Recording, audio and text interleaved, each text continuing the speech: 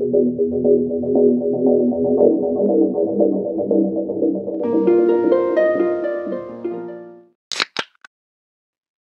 Holyoke Women College adalah kampus terindah yang memiliki peringkat tinggi di Amerika.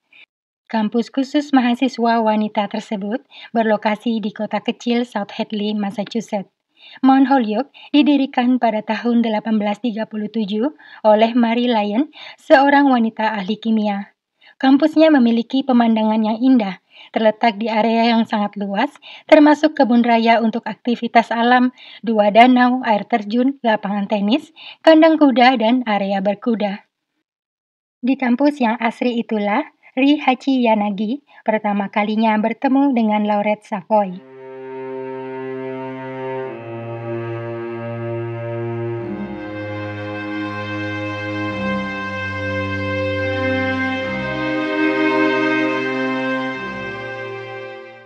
Ri Hachiyanagi lahir di kota Sapporo, Jepang, sekitar awal tahun 70-an.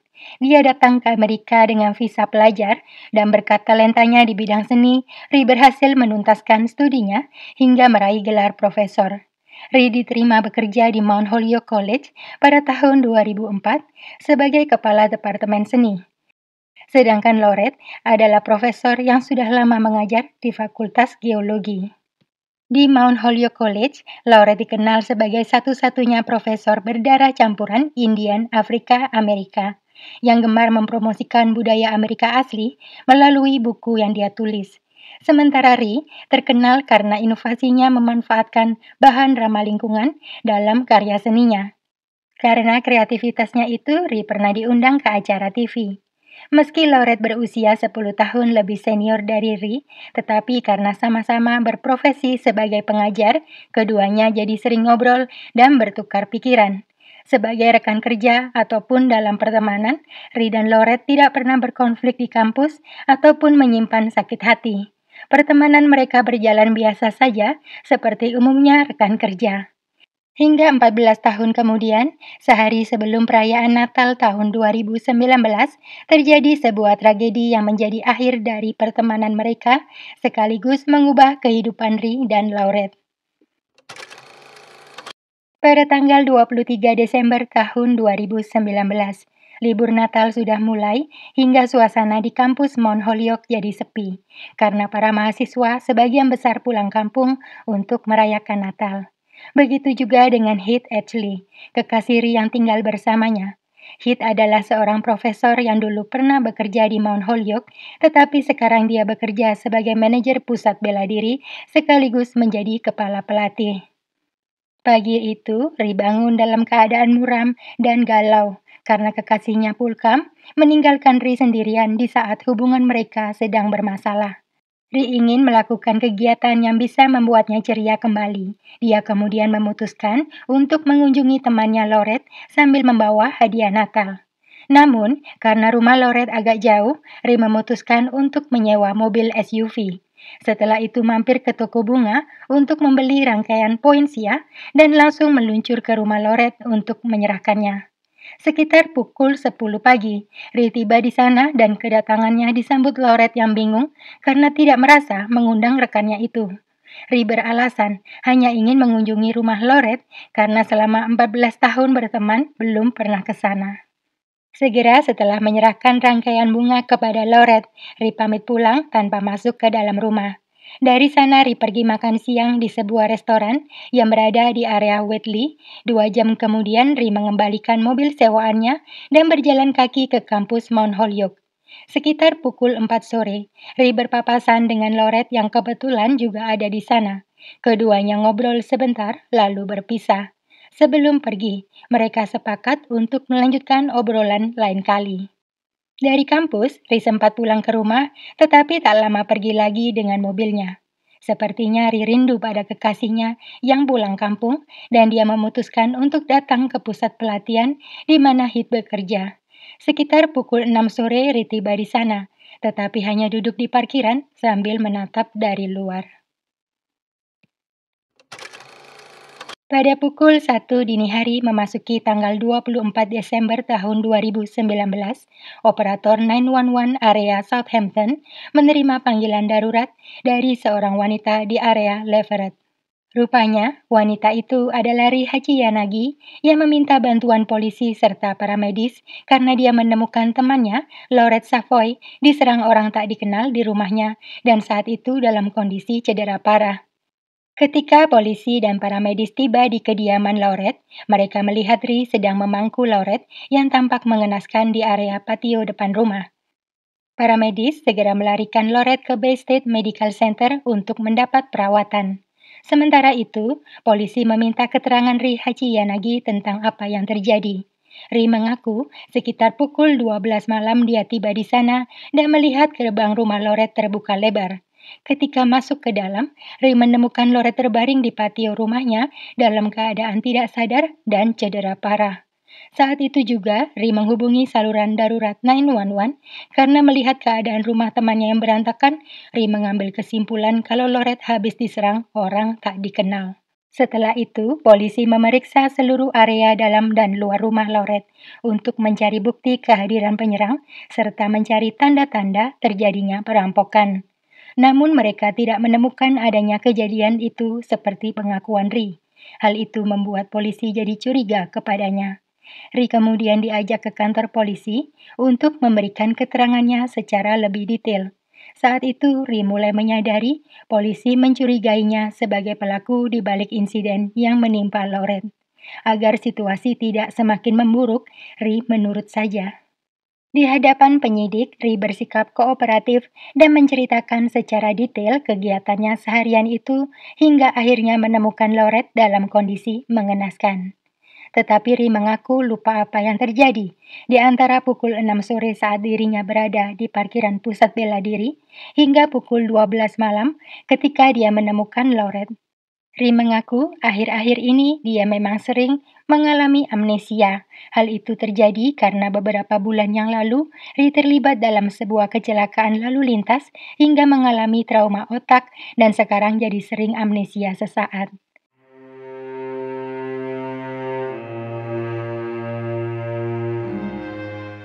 Beruntungnya, saat itu para dokter di rumah sakit berhasil menyelamatkan nyawa Laurette Savoy. Meski wajahnya sulit dikenali karena kedua mata lebam dan wajah nyaris remuk, tetapi kondisinya sudah stabil. Bahkan setelah 2 jam menerima perawatan di IGD, Laurette sudah dipindahkan ke kamar rawat biasa. Saat itulah para penyidik baru bisa meminta keterangan dari Laurette. Kepada mereka, akhirnya Laurette memberanikan diri untuk mengaku bahwa pelaku di balik insiden penyerangannya adalah Ri Hachiyanagi. Laurette sempat memilih diam karena takut pada ancaman Ri yang katanya akan bundir kalau Laurette sampai membocorkan kejadian sebenarnya kepada polisi. Laurette mengalami trauma akibat aksi temannya itu. Dia enggan pulang ke rumah karena masih teringat kejadian mengerikan itu. Tetapi dia juga merasa tidak aman di rumah sakit karena takut Ri datang ke sana. Penyidik memahami trauma dan perasaan Laurette sebagai korban kekerasan. Tetapi mereka tetap membutuhkan keterangan darinya agar mereka bisa mendakwa Ri. Terutama terkait detail kejadian pada malam itu saat Ri mengaku menderita amnesia. Secara perlahan dan hati-hati agar tidak membuat Laurette semakin trauma, para penyidik akhirnya berhasil mendapat informasi yang mereka butuhkan. Laurette menyangkal pengakuan Ri yang mengatakan saat bertemu di kampus pada pukul 4 sore, mereka sepakat untuk bertemu lagi pada malamnya. Saat itu, Laurette justru mengira mereka akan ngobrol lagi setelah liburan berakhir. Dari kampus, Laurette tiba di depan rumahnya sekitar pukul 8 malam. Saat memasuki gerbang rumah, Laurette melihat bayangan seseorang di semak-semak. Dia turun dari mobil dan bertanya siapa itu. Tak lama kemudian, Rihachi Yanagi muncul dari kegelapan dengan wajah suram dan sikapnya terlihat resah. Ri mengaku kepada Laurette bahwa saat itu dia butuh teman ngobrol. Tanpa rasa curiga, Laurette yang merasa iba melihat kondisi rekannya, kemudian mempersilahkan Ri masuk ke dalam rumah. Namun baru saja Laurette membuka pintu dan berjalan masuk ke dalam. Secara tiba-tiba, Ri mengayunkan batu. Seketika Loret tersungkur di lantai dan langsung menerima serangan bertubi-tubi dari Ri yang terlihat sangat emosional. Sambil terus menyerang, Ri meneriakkan sebuah pengakuan cintanya kepada Loret. Ternyata sudah lama Ri menyukai rekannya itu, tetapi jadi kesal karena Loret tidak menanggapi perasaannya. Loret jadi bingung mendengar pengakuan mengejutkan itu, karena selama ini dia tahu Ri sudah punya seorang kekasih. Tetapi Lauret hanya bisa pasrah karena Ri belum juga puas menyerangnya dengan berbagai media, mulai bogeman, batu, tongkat besi, hingga gunting taman. Lauret sudah berusaha untuk melindungi dirinya, tetapi hal itu justru membakar amarah Ri. Hingga akhirnya Lauret sadar kalau dia tidak bisa membalas amarah Ri dengan perlawanan, karena itu sama saja dengan menyiramkan minyak ke dalam api. Maka Loret merubah strategi dengan berpura-pura membalas perasaan Ri dan mengaku menyukainya. Kemudian, setengah merayu, Loret meminta Ri berhenti menyerangnya sambil terus meyakinkan wanita itu untuk menelpon 911.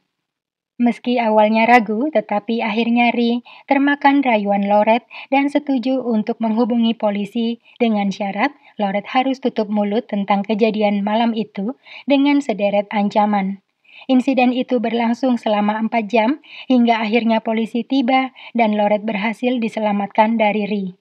Berdasarkan keterangan dari Loret Savoy, akhirnya polisi menetapkan Ri Hachiyanagi sebagai tersangka dalam insiden penyerangan Loret. Pada tanggal 24 Desember tahun 2019, sekitar pukul 7 pagi, akhirnya polisi berhasil menangkap Ri Hachiyanagi yang kebetulan saat itu sedang berkeliaran di sekitar area rumah Loret. Bersama dengan Ri, polisi mengamankan kunci rumah, kacamata, dan handphone milik Loret. Ditemukan juga sejumlah barang bukti berupa batu, tongkat besi, dan gunting taman yang digunakan oleh Ri dalam aksinya. Persidangan berlangsung secara daring akibat pandemi yang terjadi pada saat itu. Ri Hachiyanagi didakwa dengan 9 tuduhan penganiayaan pada Lauret Savoy, korban yang berusia lebih dari 60. Persidangan sempat tertunda karena pandemi yang memburuk dan dilanjutkan hampir 2 tahun kemudian pada tahun 2021. Meski awalnya mengaku tidak bersalah, tetapi akhirnya Ri Hachiyanagi menerima kesepakatan demi meringankan hukumannya dan merubah pengakuannya menjadi bersalah. Akhirnya pada tanggal 20 Oktober tahun 2021, Ri Hachiyanagi dijatuhi hukuman penjara 10 hingga 12 tahun atas aksinya menyerang Loret. Selama persidangan berlangsung, Loret Savoy dengan penuh keberanian hadir sebagai saksi korban. Di hadapan semua orang yang hadir di sana, Loret menyatakan kekecewaannya kepada Ri Hachiyanagi yang telah mengkhianati pertemanan, menyerbu rumahnya, dan hampir menghabisinya.